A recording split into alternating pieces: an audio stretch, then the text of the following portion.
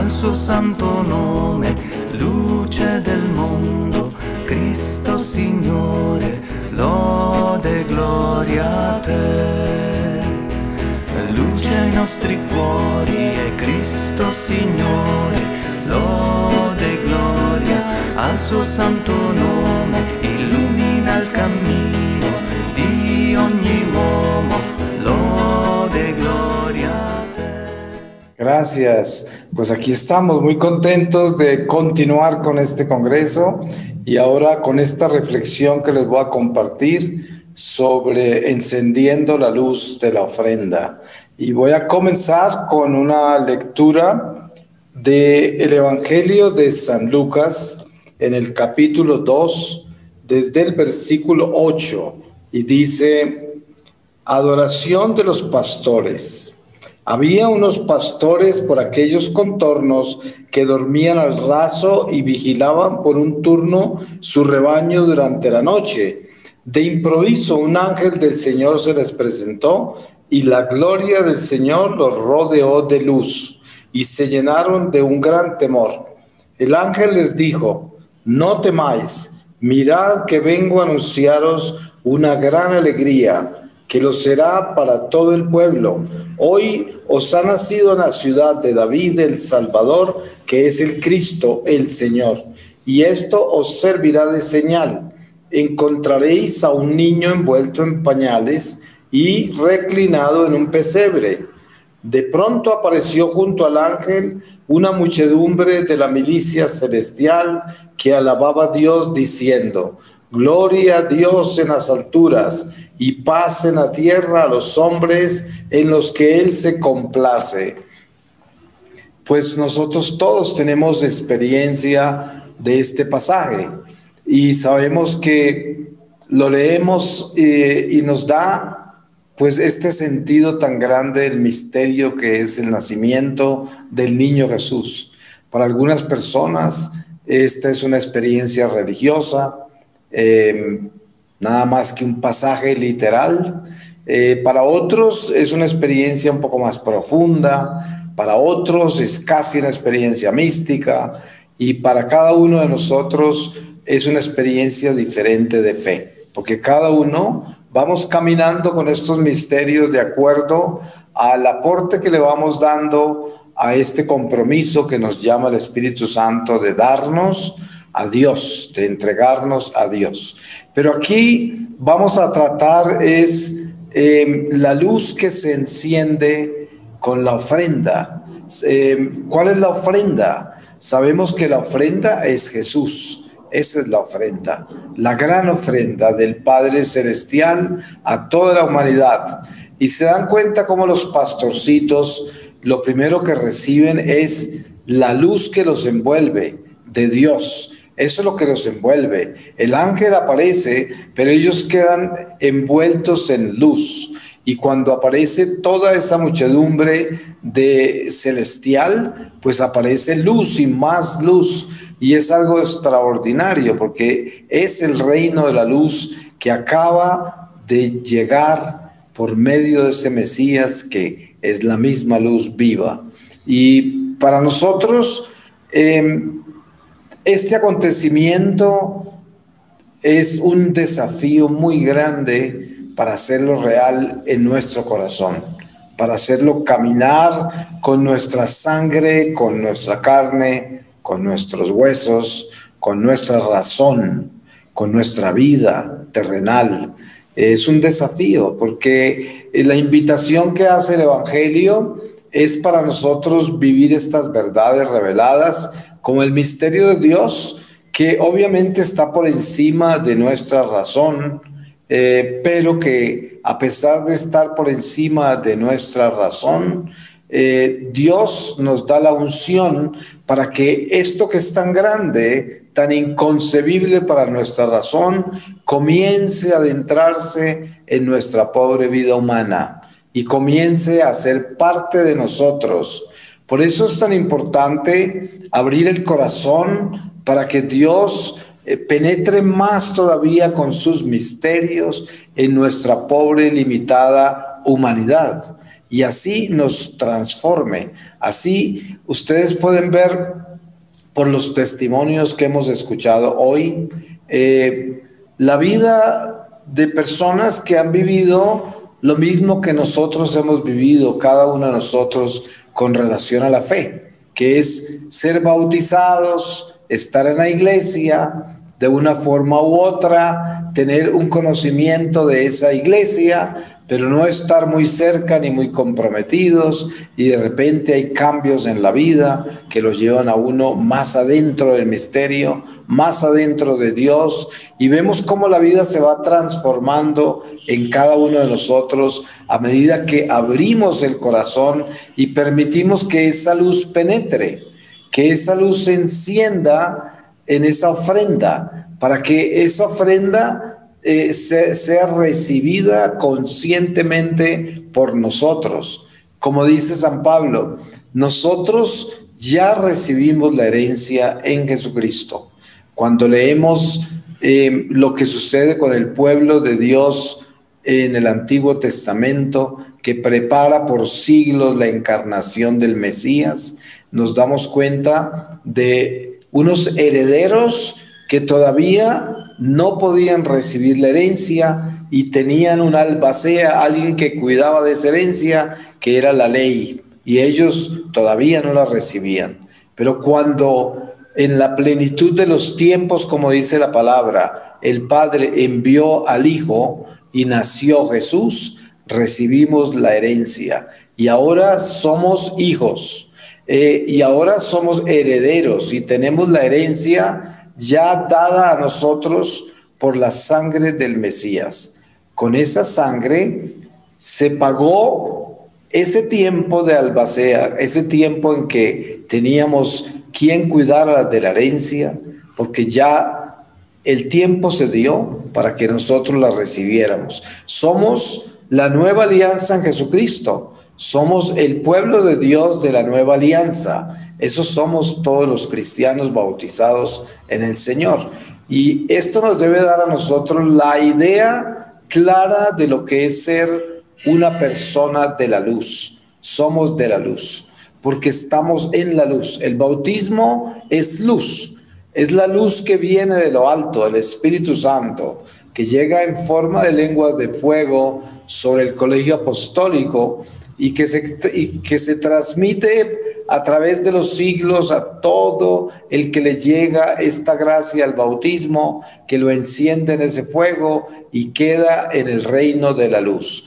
Nosotros hemos sido bautizados al reino de la luz. Hemos recibido esa ofrenda. Esa ofrenda se ha encendido en nosotros. Ahora, lo que estamos haciendo acá, que es edificándonos en esa realidad, en esa gracia, es entrar en conciencia de que esa luz realmente habita en nosotros y que nos puede dar algo muy grande que de repente no lo estamos sintiendo necesariamente, porque de pronto no estamos tan conscientes de que hemos recibido esa ofrenda, esa luz, ese Mesías en nuestro corazón. Y eso hace que nuestra vida no esté completa y que todavía nos llenemos de pesimismo, de miedo en los momentos de prueba. En estos tiempos que vivimos con la pandemia, una persona que no tenga conciencia de la luz que ha recibido puede padecer de muchos miedos, de muchas inseguridades, de mucho pesimismo, de mucha oscuridad. Pero si nosotros entendemos que ya hemos recibido la fuerza que nos sostiene a través de las tormentas de esta vida, de lo impredecible y lo inesperado, como puede ser una plaga, una pandemia o cualquier otro acontecimiento adverso a la armonía de nuestra vida, entonces entender qué es la luz de la que estamos hablando y por qué somos portadores de luz es importante, porque entonces descubrimos qué es lo que es nuestra fe, que es una verdad teologal, pero al mismo tiempo la fe es vida, la fe tiene que ser esperanza, fortaleza, tiene que ser esa fuerza que hace que nuestro corazón sea dócil, blando, que sea de carne, que sea un corazón que ama, que siente, que sufre con los demás y que entiende lo que es el dolor, pero no solamente el dolor personal, sino también el dolor de la humanidad, el dolor del prójimo. Esa es la luz. La luz está hecha de eso, porque Jesús es la luz. Y cuando vemos al Mesías caminar entre nosotros, según nos lo revela el Evangelio, vemos caminando a un ser que es amor y que llora con todos, ríe con todos, alaba con todos, suplica con todos, porque es esa luz que vino de lo alto, y la luz es amor. La luz es alegría y al mismo tiempo una luz que puede llorar, pero que no llora por desesperación, sino que llora porque es vida, porque camina con la realidad de la vida. Y la realidad de la vida son las pruebas, es el sufrimiento, son los obstáculos. Y en el caso nuestro, tan humano, son los errores y nuestro pecado, lo cual no padeció Jesús, porque Él no padeció de pecado, pero todo lo demás Él lo vivió, siendo la luz. Y entonces, si nos dedicamos a concentrarnos bien, ¿qué es lo que el Evangelio nos revela con relación a la luz que vino de lo alto, que es el Mesías? Entonces debemos explicarnos de dónde a cuándo es que nosotros no tenemos esperanza. ¿Por qué estamos tristes? ¿Por qué estamos deprimidos? ¿Por qué estamos confundidos si hemos recibido la luz? No podemos decir que es que esa luz no es verdadera y que esa luz en mi vida no me ha dado nada, porque miren cómo estoy, miren que yo no tengo esperanza.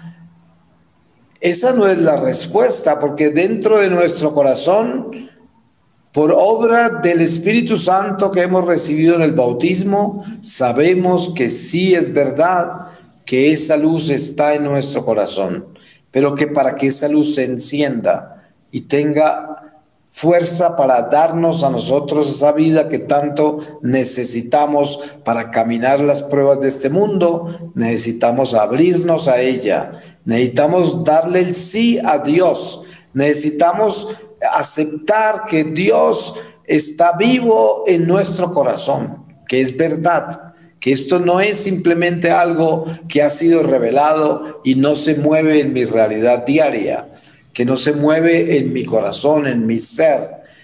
Aceptar que es verdad, porque como decía uno de los expositores hoy, el padre en España decía, el padre Tristán decía, nosotros tenemos la razón, pero también necesitamos la revelación, ¿no es verdad? Y la revelación es la que nos lleva a nosotros a entender por dónde es que el hombre busca a Dios, por dónde es que el hombre entiende de Dios, por dónde es que el hombre alcanza a trascender su limitada razón para mirar más allá de la muerte, para mirar más allá de lo que podemos entender.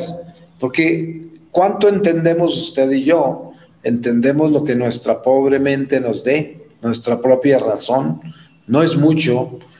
Cuando tenemos la revelación que está escrita en los evangelios, usted puede leer los 4 evangelios y darse cuenta de que siendo la misma historia, cada uno de los evangelistas asume esa realidad en su forma personal.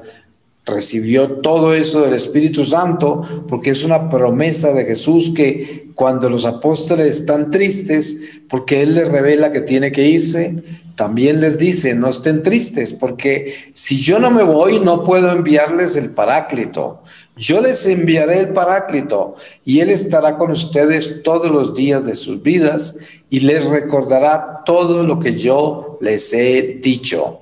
Es importante esto porque ellos durante la vida natural, antes de recibir la vida sobrenatural del Espíritu Santo, de ese bautismo en el Espíritu, ellos no entendían casi nada. La mayoría de las cosas que Jesús hablaba les pasaba por encima de la razón, no entendían.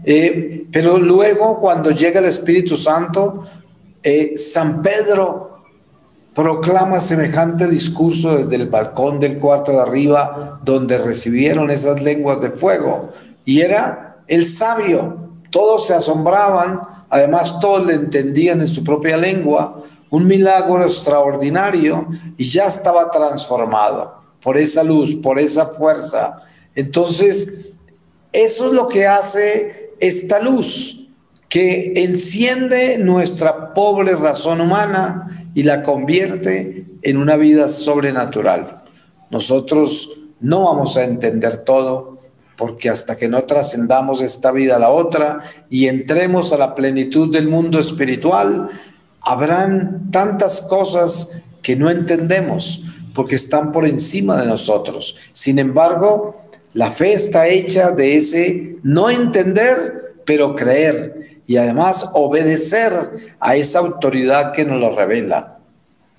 Y hoy estamos en un mundo que padece de un mal muy grande, en nuestra iglesia en particular, porque el mundo es el mundo. Pero en la iglesia, en el mundo que vivimos hoy, padecemos de un mal muy grave que se llama la desobediencia, porque tenemos este espíritu de la apostasía, este espíritu de la desobediencia rondando por dentro de la iglesia, por dentro de las comunidades religiosas, por dentro de las familias católicas, por dentro de todos los apostolados de la iglesia, que es los independientes, ¿no? Aquellos que siguen sus propios instintos y crean su propia religión, y parece que la iglesia estuviese dividida en no sé cuántos elementos diferentes que la convierten prácticamente como en sectas, ¿no? Porque hay tantas ramas hoy de gente que está en desobediencia, que ya no parecen católicos, están como si fueran de otra iglesia. Yo tengo una amiga que vive en Europa y que me consulta a veces sobre su matrimonio, y el esposo se convirtió en una persona de extrema derecha, como llaman ahora, ¿no?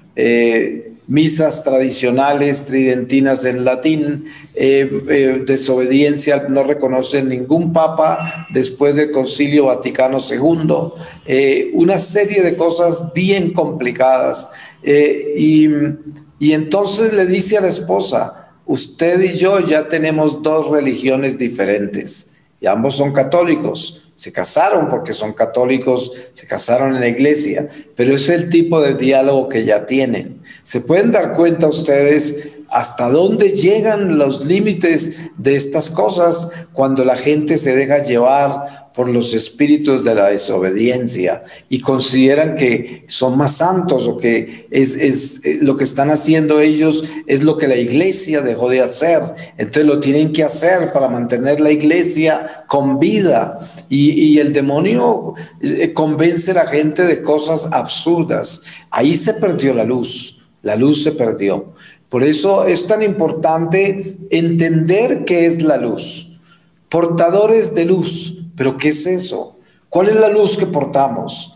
Y la luz que nosotros portamos es la luz que envolvió a los pastorcitos, a quienes se le apareció el ángel y luego una muchedumbre celestial que cantaban santo, santo.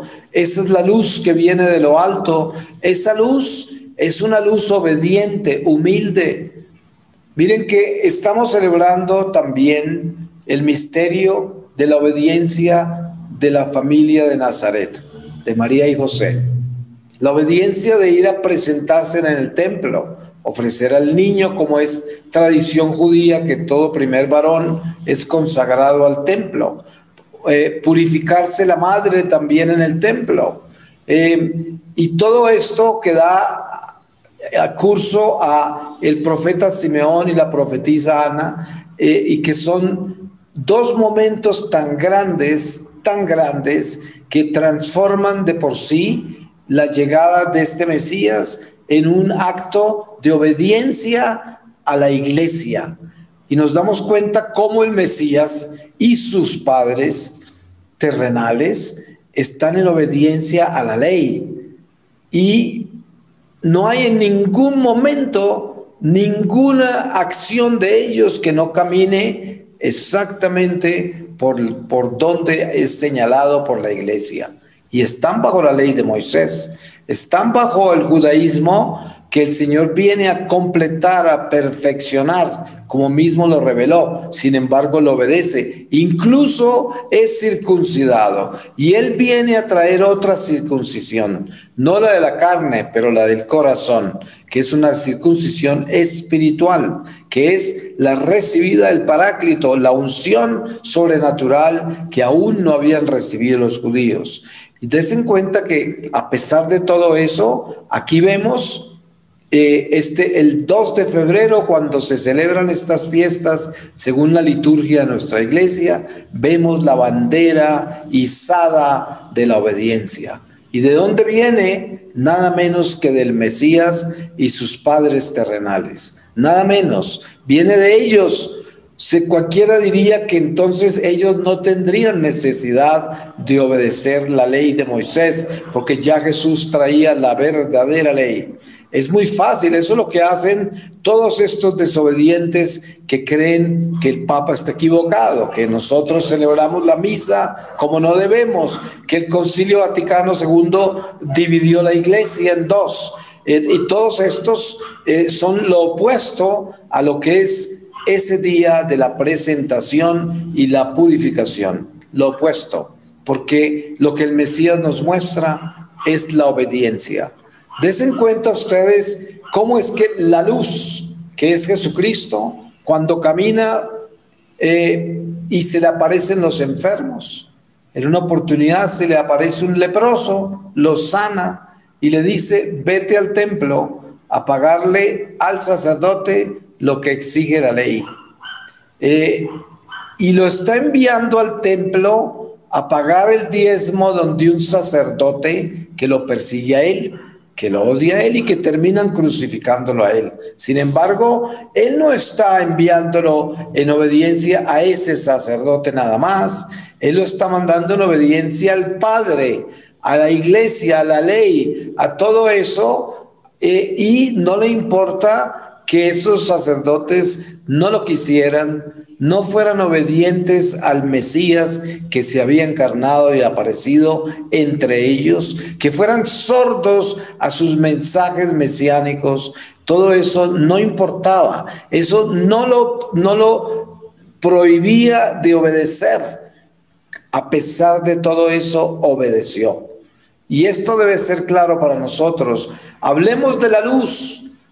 ¿Qué es la luz? Pues es Jesucristo. Pero ¿en dónde está la luz entre nosotros? Está en la obediencia, porque ese es el Mesías que camina en perfecta obediencia. ¿Cómo será de obediente que obedeció a la crucifixión? Obedeció a ser sentenciado por un pagano. Obedeció a ser condenado por su mismo pueblo. Obedeció a ser humillado en presencia de su madre, de sus amigos.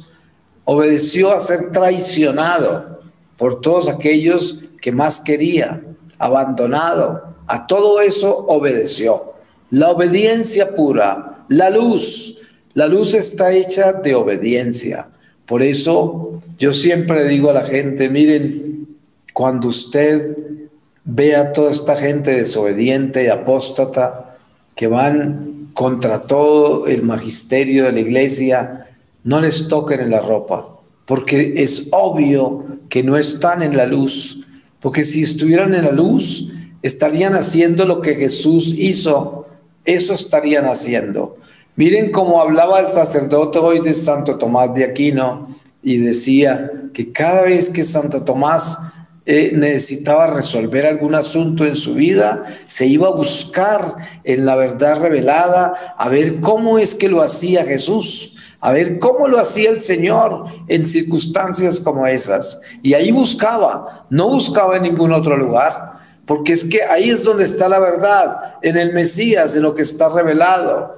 Por eso es que Eso es algo también muy importante que debemos tener claro en estos tiempos de tanta información, de tanta confusión, de tantas voces que nos hablan. Y es que debemos mirar siempre en el Evangelio, porque todo está revelado ya, todo. No hay nada nuevo bajo el sol.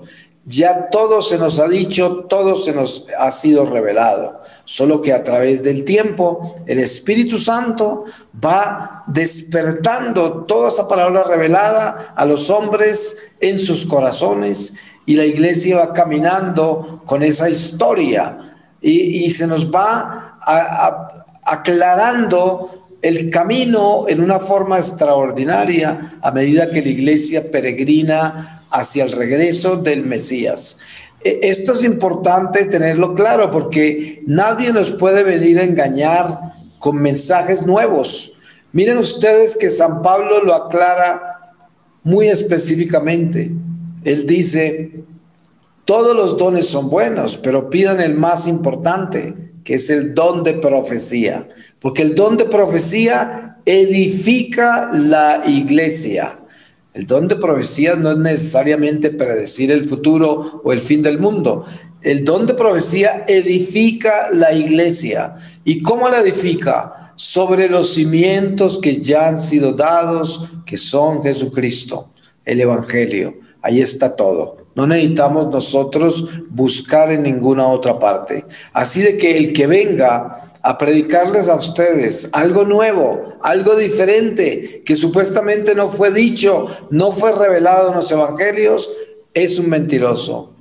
No es verdad, porque nada nuevo será revelado, nada ha sido guardado para el futuro. Todo está en las Escrituras. Mire los evangelios, ahí está todo. No necesita leer más nada. Está todo. Lo que hacemos nosotros cuando compartimos los misterios de nuestra fe, como lo estamos haciendo en esta conferencia todo el día, con los diferentes conferencistas y testimonios, es edificando nuestra iglesia sobre Jesucristo, con lo que ya nos enseñó. Porque ¿qué estamos testificando? Que Jesucristo es la luz. ¿Qué estamos testificando? Que todo lo que Él nos ha dicho es la verdad y que debemos creerla. ¿Qué estamos nosotros edificando? De que la esperanza nuestra va más allá de la tumba, porque trasciende la tumba, porque es vida eterna y es una promesa real que resucitaremos en el último día, porque Él nos lo prometió. Si somos fieles a Él y caminamos en obediencia a Él, es lo importante. Y también, ¿qué estamos edificando? Edificando la realidad interior del corazón, que se asegura de caminar derecho por el camino señalado por el Mesías. Es importante eso. Y todo esto necesita un ingrediente muy importante: la caridad. Porque para que la luz se mantenga encendida en nuestro corazón, tenemos que amar, tenemos que perdonar, tenemos que caminar con paciencia, compasión, tolerancia. Esa es la gracia que envuelve todo lo revelado, la gracia que envuelve la luz que hemos recibido. Esa es la alabanza a Dios, la caridad, el amor. Esa es la alabanza diaria. Así caminamos, así avanzamos. Cada que no amamos, no caminamos, estamos parados, estamos detenidos. Hay gente que muere y se da cuenta que nunca se movió de donde estaba, jamás caminó, porque nunca amó. Lo único que mueve un alma por el camino señalado son los pasos que da con el amor. Es lo único que lo mueve hacia Dios, hacia ese horizonte perfecto y eterno.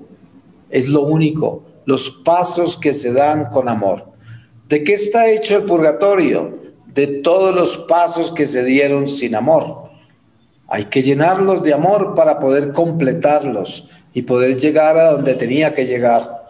Es muy doloroso hacer eso porque duele no haber amado, en este momento y en aquel momento y en aquel momento. Y hay almas que se quedan estancadas solamente viviendo un paso de desamor que les duele tanto, tanto, que no pueden moverse de ahí. Por eso nuestras oraciones por las almas de purgatorio son tan importantes, porque estas oraciones las llenan de amor y les ayuda a moverse al próximo paso. Y esto es importante que lo tengamos claro. Cada paso que damos sin amor es un paso muerto, o sea que no avanzamos.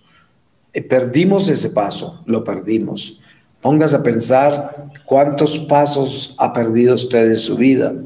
Miren ustedes cuántas veces en la vida en familia nos llenamos de desamor, de ira, y hacemos sufrir a los demás porque no estamos contentos, porque no hemos recibido lo que queremos o porque estamos mal y simplemente hacemos sentir a todos los demás mal, les quitamos a todos el amor y la paz. Estos son momentos de desamor que quedan marcados en la vida nuestra. Por eso es tan importante que para nosotros caminar en la luz tengamos en cuenta cómo es que debemos vivir los sacramentos. El sacramento de la confesión nos ayuda a reparar y rehabilitar esos pasos mal dados de nuestra vida. Pero tenemos que ser conscientes de cuáles son, cuánto los hemos hecho, cuánto los hemos hecho y en qué dimensión los hemos hecho, de qué tamaño son. Eso es importantísimo tenerlo claro.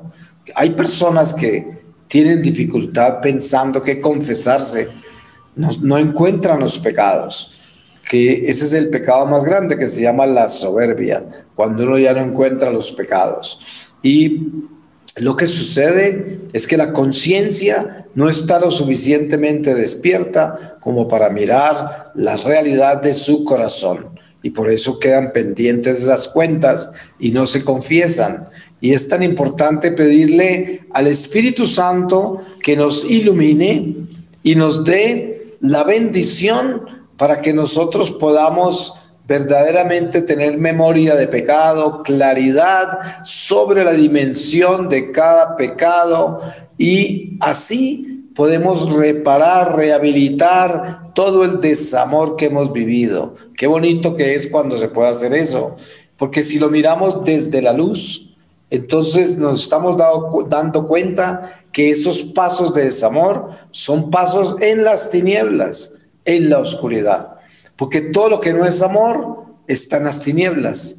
Porque solo hay dos estados del alma. El estado de la luz, que es el amor, y el estado de las tinieblas, donde no hay amor.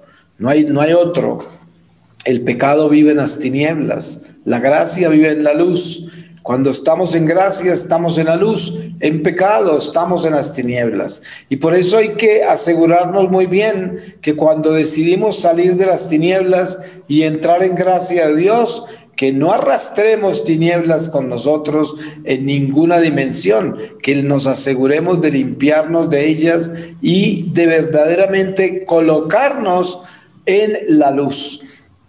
Y es importante cuando hablamos de encendiendo la luz de la ofrenda, es encender nuestra conciencia con relación al don maravilloso que hemos recibido, el bautismo, que es el mismo Mesías, el mismo Jesús en nuestra vida. Yo le digo a la gente, miren, cuando pasamos por situaciones difíciles como las que vive la humanidad hoy, ¿cuál es el consejo más importante que se puede dar? Y la respuesta es muy sencilla. La respuesta se llama Jesús.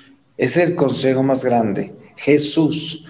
Si usted tiene al Señor, tiene todo, no necesita nada más. Pero no es simplemente el Jesús de las sectas. Aleluya, aleluya, el Señor me salvó, ya no tengo nada de qué preocuparme, ya me salvé. No es eso, así de fácil no es. Jesús es nuestro Salvador y Redentor, es verdad, pero nosotros tenemos que caminar con Él, tomar nuestra cruz y caminar con Él. ¿Qué quiere decir eso? Ustedes saben por dónde caminó el Señor. Por ahí caminaremos nosotros si lo seguimos a Él, por donde Él caminó.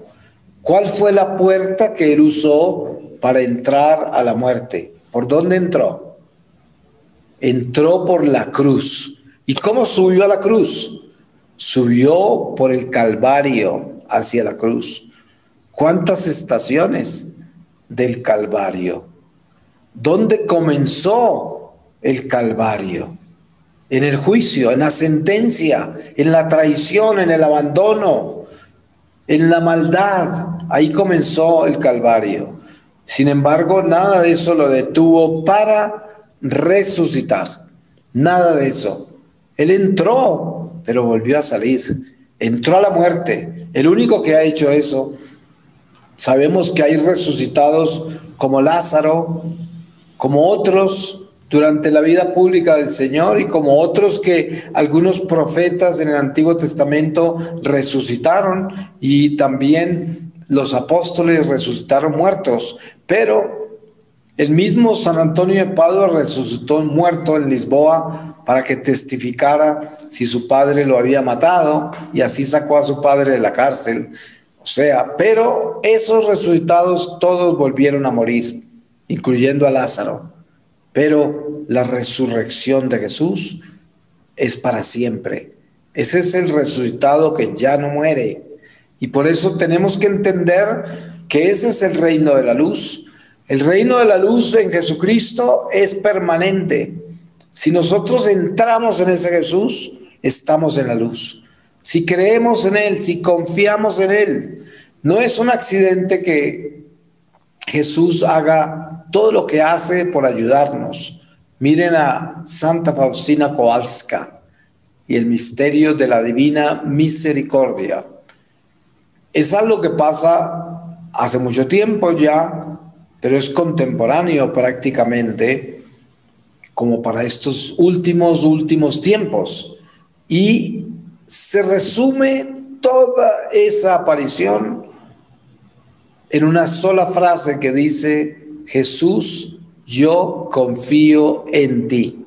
En eso se resume toda su catequesis a Santa Faustina Kowalska, la urgencia de Jesús de que dibujaran esa imagen donde sale agua y sangre de su costado, para que nosotros tengamos claro dónde está la gracia, pero del resucitado, porque aparece con sus brazos abiertos, resucitado, y escribe en la parte de abajo de esa imagen: Jesús, yo confío en ti. Por eso, pongámosle atención a esto. Estas son señales que vienen directamente del cielo, señales de Dios, que nos enseñan a nosotros la urgencia que hay del Sagrado Corazón de Jesús y del Inmaculado Corazón de María por llegar a nuestros corazones, humanos limitados, que padecen el destierro, que tenemos que superar tanto obstáculo, que tenemos que superar tanta duda, tanta inseguridad, tanta mentira, tanta confusión. Y el Señor se asegura de continuar dándonos catequesis, enseñanzas, por medio de sus apariciones, las apariciones de la Virgen, por medio de todas las manifestaciones que hay en los corazones, cuando nosotros estamos en la adoración al Santísimo en silencio con el Señor. El Señor nos llena por dentro de nosotros en un lenguaje inefable que no podemos explicar, pero le está hablando a nuestros corazones, y por eso encontramos paz en la adoración al Santísimo, porque el Señor nos llenó de sabiduría, nos llenó de paz, y esa paz se verá con los días que va fluyendo de nuestros corazones para resolver los asuntos que nos esperan. Y así es como el Señor habla en su silencio dentro de nuestra naturaleza interior. Por eso ese sacramento de la confesión y de la Eucaristía son unas armas poderosas que actúan místicamente en nuestra vida y nos preparan para lo que viene, nos llenan de la sabiduría de Dios, de la fortaleza de Dios, de la esperanza de Dios, de la paz de Dios, del gozo de Dios, nos llenan de todo eso. Es un poder inmenso, es como la oración del Santo Rosario, un poder que derrota toda tiniebla que nos rodea, toda pesadumbre, todo lo que no es de Dios se derrota con un rosario bien rezado, cuando estamos en gracia, obviamente. Y esto ayuda, son las armas que tenemos para mantenernos caminando en la luz. Es que es muy importante que entendamos qué quiere decir la luz. Y no es que nos sentemos a recibir luz ahí nomás, sin hacer nada. No, como dice San Pablo, el que no trabaja, que no coma. Esto quiere decir, nosotros tenemos que abrirnos a la gracia, caminar con la gracia, hacia la gracia, por la gracia. Eso es lo que debemos hacer siempre. Es nuestra voluntad sometida a la divina voluntad. ¿Cómo lo hacemos? Lo hacemos con la obediencia. Muy sencillo. Hablaba yo antes de cómo Jesús, en una forma tan sencilla, le decía al leproso que curaba: vete al templo a pagar al sacerdote lo que exige la ley de Moisés. Y obedecía el mismo Dios, obedecía a su iglesia que estaba administrada por sacerdotes que no estaban en obediencia y que no amaban y que no entendían quién era Él. No les importaba, no les interesaba. Sin embargo, Él obedecía. Yo siempre digo a la gente cuando vienen aterrados y escandalizados de un párroco en una iglesia que está mal. Eso pasa, ¿no? Hay sacerdotes que están muy mal. Algunos tienen mujeres, hijos, otros son homosexuales, otros son ladrones, otros son perezosos. Mire que en estos días de pandemia, cuando las iglesias comenzaron a abrirse de nuevo, muchos sacerdotes no salieron del sofá y de la televisión y escasamente abren la iglesia por ahí a regañadientes con la excusa de que no se puede más. Hay muchos que se quedaron en la pereza. Y así pueden haber muchos sacerdotes que están mal. Pero eso no debe detener nuestra relación con la iglesia.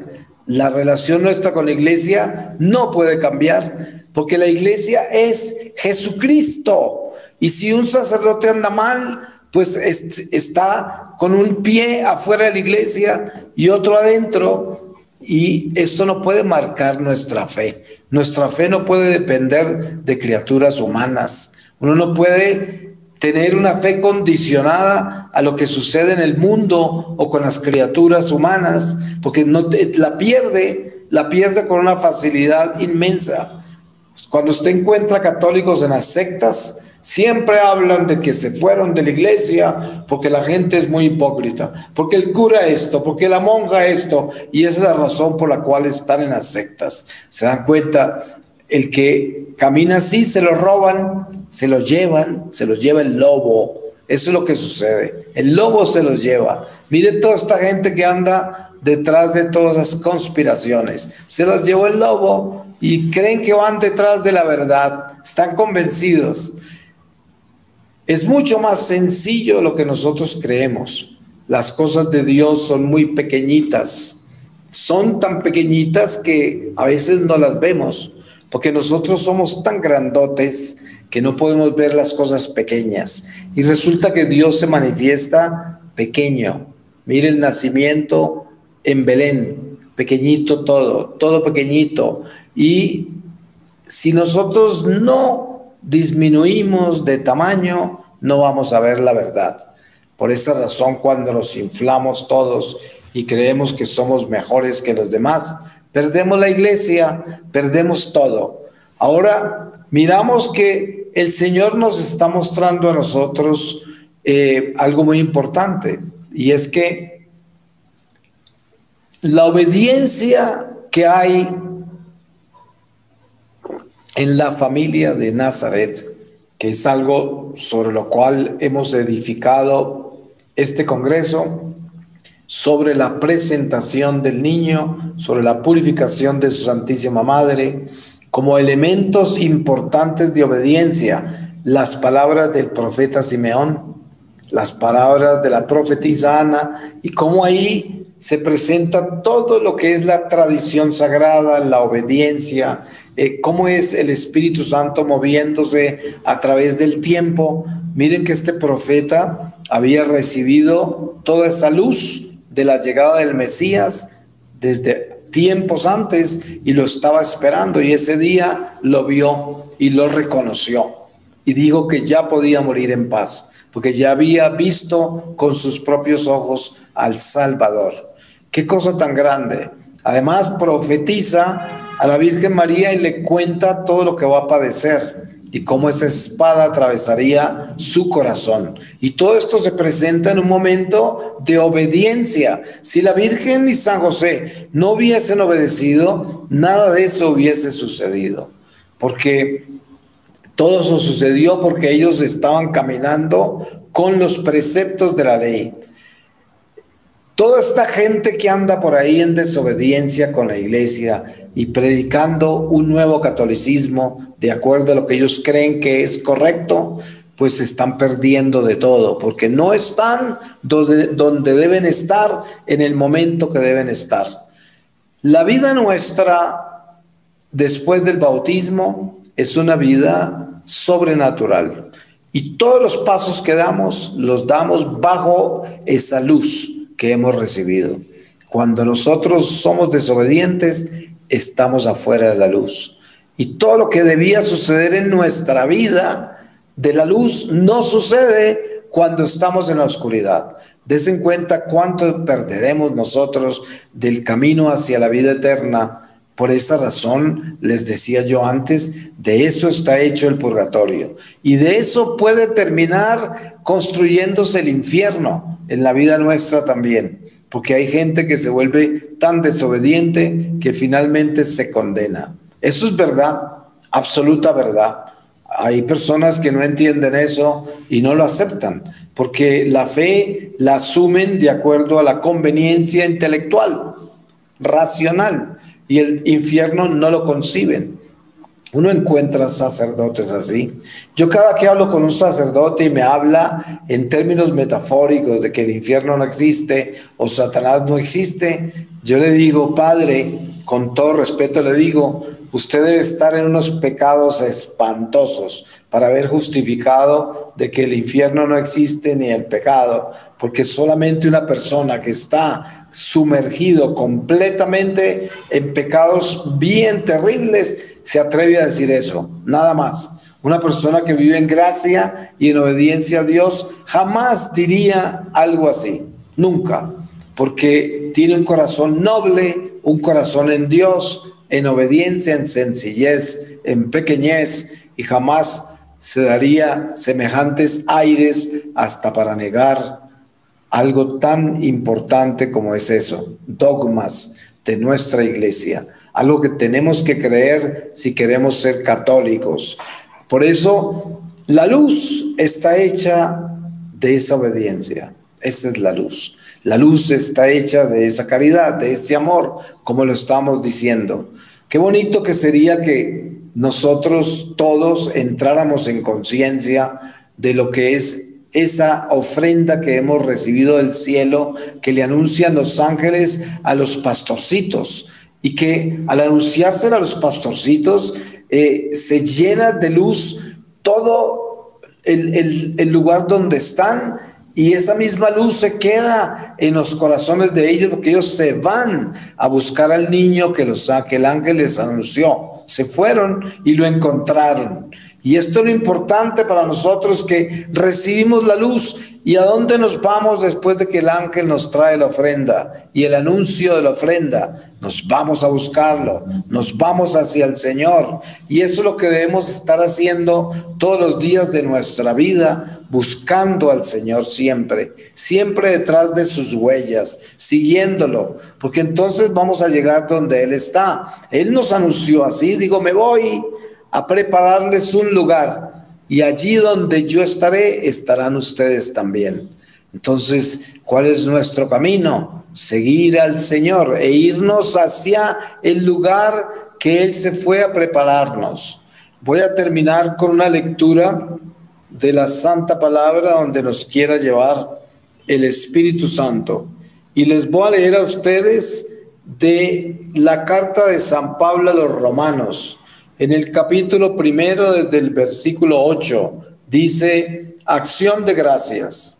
Ante todo doy gracias a mi Dios por medio de Jesucristo, por todos vosotros, ya que vuestra fe es alabada en todo el mundo, pues Dios, a quien sirvo con todo mi espíritu en la predicación del Evangelio de su Hijo, es mi testigo de cómo me acuerdo de vosotros sin cesar, pidiendo siempre en mis oraciones que, si es voluntad de Dios, algún día tenga ocasión favorable de ir donde vosotros, porque deseo veros con el fin de comunicaros alguna gracia espiritual, para que seáis fortalecidos, es decir, para que yo sea consolado con vosotros por la fe que nos es común a vosotros y a mí.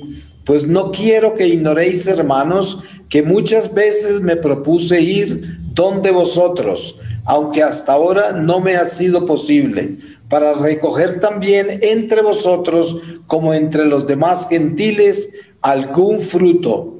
Soy deudor de griegos y de bárbaros, de sabios y de ignorantes, de forma que, por lo que a mí respecta, estoy dispuesto a predicaros el Evangelio también a los que estáis en Roma. Y qué bonito que es esa parte donde dice para comunicaros una gracia espiritual. Y también más adelante dice para recoger un fruto. Todo esto nos da a nosotros una claridad extraordinaria de qué es lo que estamos hablando. Esa es la luz del Mesías, es ese evangelio que camina, ese evangelio que va de corazón a corazón. Es cuando nosotros nos sentamos con alegría a compartir nuestra fe y a contarle a nuestros hermanos y a veces a extraños, a todo el que el Señor coloca en nuestro camino, a contarles que el Señor se ha manifestado en nuestra vida. Amén. Alleluia, o Re della luce, ti sei rivelato